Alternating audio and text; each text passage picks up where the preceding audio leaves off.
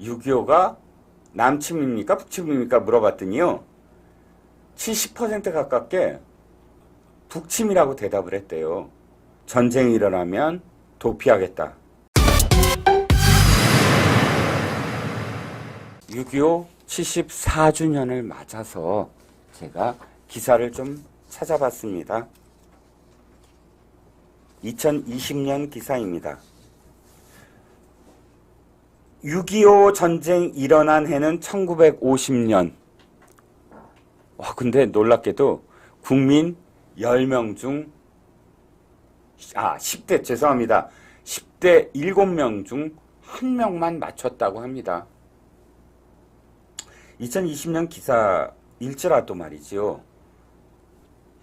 우리가 6.25 전쟁에 대해서 제대로 교육을 하고 있는 걸까요?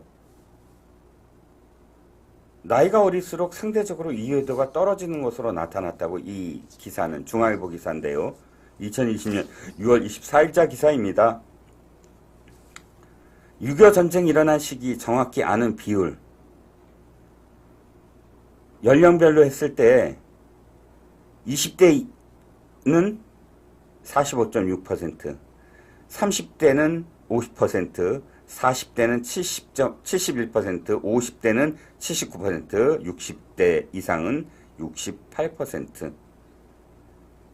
놀랍지 않습니까? 20대는 50%도 안 되네요.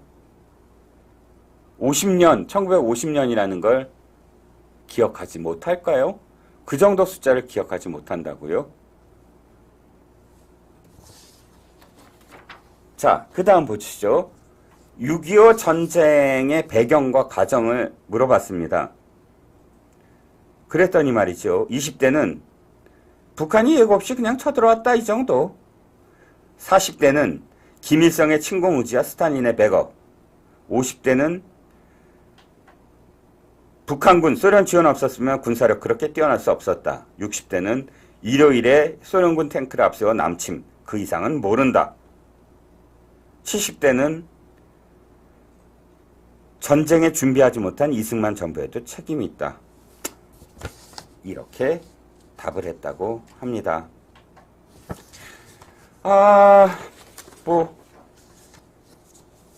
제일 놀라운 건 10대 7명 중 1명만 1950년이라고 답했다는 그 내용이고요.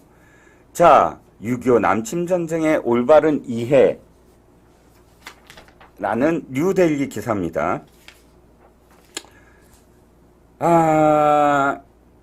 이 기사는 2019년도 기사입니다.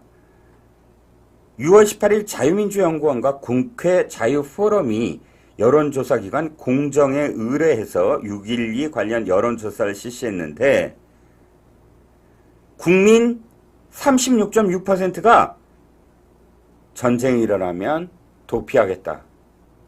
이렇게 대답을 했다고 합니다. 물론 국민의 52.6%가 북한군에 맞서서 싸우겠다라고 대답을 했습니다. 두 사람 중에 한 사람이 싸우겠다라고 이야기한 건 저는 정말 긍정적이고 프라이드를 갖습니다. 저도 정말 총만 있다면 저도 뛰쳐나가서 싸울 마음이 있습니다. 어떻게 해서 만들어진 우리나라, 대한민국인데요.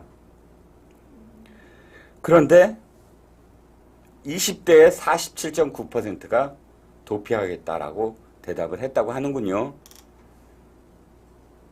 안타깝습니다. 그런데 일부에서는 아직도 6.25 전쟁이 한국과 미국이 야합하여 도발한 북침 전쟁이다 라고 주장하는 종북주의자들이 있다는 사실입니다. 2016년인가요? 2016년 맞을 겁니다. 초등학생들한테 6.25가 남침입니까? 북침입니까? 물어봤더니요. 70% 가깝게 북침이라고 대답을 했대요. 그때 정말 깜짝깜짝 놀란 분들 많습니다. 이건 다 교육이 잘못된 거다. 어떻게 그렇게 교육을 했느냐? 라고 했는데 조금 더 알고 봤더니 초등학생들이요, 북침이라는 말을 잘못 이해한 거예요. 북침이라는 말을 북한이 침략했다, 이렇게 줄였다고 생각을 했다고 합니다. 좀 기가 막히긴 해요. 그러니까 다행스러운 점은, 얘네들이 대한민국이 북한을 침략했다라고 생각하는 건 아니구나 라는 점에서는 다행스럽지만, 북침, 남침이라는 말조차 제대로 인식하지 못하고 있다. 사실 맞는, 앞에 얘기랑 좀 비슷한 얘기긴 하죠. 6.25 전쟁이 남침이다라는 걸 제대로 가르쳤다면 북침이라는 말을 북한의 침략이라고 이해하지 않을 수도 있는 거 아니겠습니까? 저는 이런 설문조사 결과를 두고 사실 우리가 언제부터인가 6.25를 이야기하면 애국주의고 국수주의고 반공주의다, 이런 식의 프레임에 수십 년간 갇혀있는 게 아닌가 생각을 합니다. 그런 주장을 하는 자들의 속내는 국민들의 머릿속에서 6.25가 남침이다라는 걸 빨리 지워버리고 북한은 우리 민족이다라는 것을 쇠뇌하면서 과거는 잊어버리자, 미래는 함께 행복하게 손붙잡고 통일하면 되지 라는 것을 선전하기 위해서 우리의 가슴 속에 6.25라는 것을 지우려고 하는 게 아니냐. 그래서 아이들을 데리고 전쟁기념관이나 현충원에 가는 것을, 아이고 애국자 맞네, 애국자, 아이고 반공 가르치냐 라는 식으로 폄훼하고 폄하하고 훼손하려고 하는 게 아니냐. 그렇기 때문에 주저하고 잊어버리고 6.25를 우리의 기억 속에서 완전히 송두리째 빼앗기는 것이 아니냐라는 겁니다. 그러니까 중국이 장진호 사건을 미화한 그런 전쟁 영화를 만들어서 크게 흥행을 해도 남의 일이지 라고 치부해버리는 게 아니냐. 장진호 사건은 중공군이 우리 국군과 유엔군을 바다와 강과 산을, 호수를 우리 국군과 유엔군의 피로 물들게 한 사건입니다. 우리로서는 정말 끔찍한 그런 전쟁이었고요. 그런데 그들은 우리가 북한을 해방시키고 미제를 무찌르기 위해서 혁혁한 공을 세운 전쟁이다라고 미화하고 있죠. 그런 중국의 셰셰 하면서 이래도 셰셰 저래도 셰셰,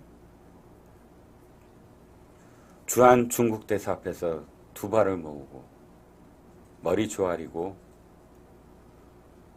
6.25 전쟁 이야기를 지우려고 하는 저들의 그런 종북주의 본능에 우리는 한 번도 제대로 맞서서 이야기하지도 않고, 한 번도 제대로 아니야 이건 애국이 단순한 애국이 아니야, 애국 맞아, 우리나라를 지킨 우리 순국 선열들을 우리가 기리지 않으면 누가 기리겠니?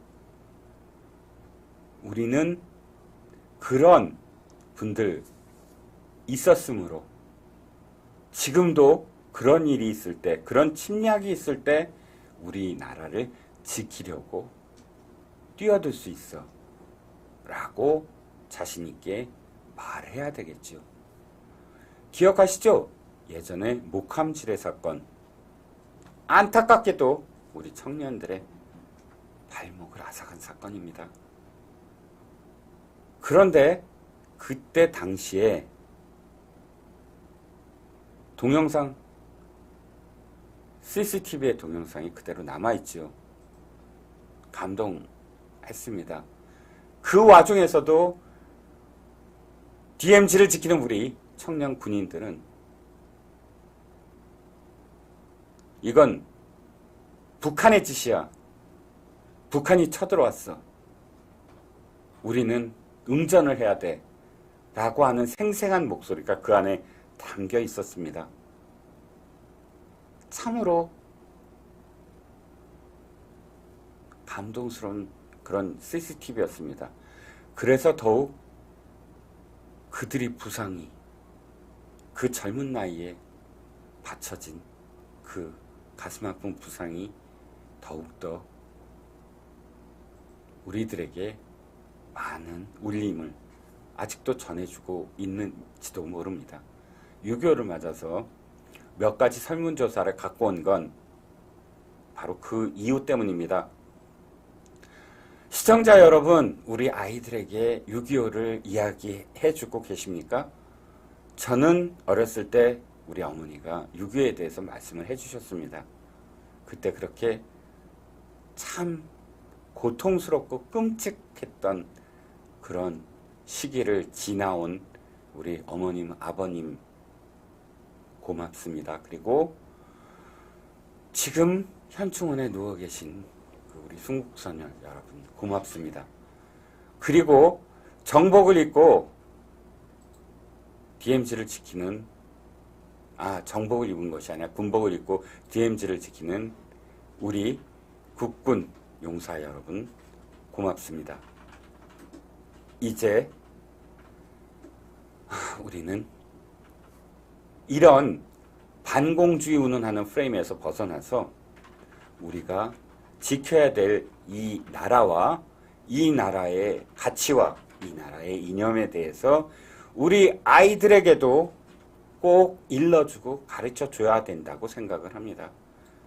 그래서 다시는 저런 선물 결과가 나오지 않게 했으면 좋겠습니다.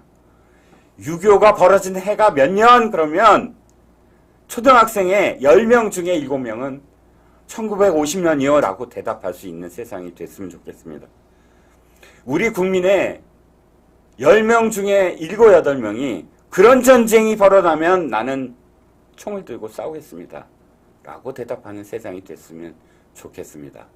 그런 세상이 되려면 우리 아이들에게 6.25에 대해서 이야기해주고 6.25 때문에 6.25 침략, 북한의 침략 때문에 숨져간 우리 청년 군인들에 대해서도 꼭 이야기해 주셨으면 합니다.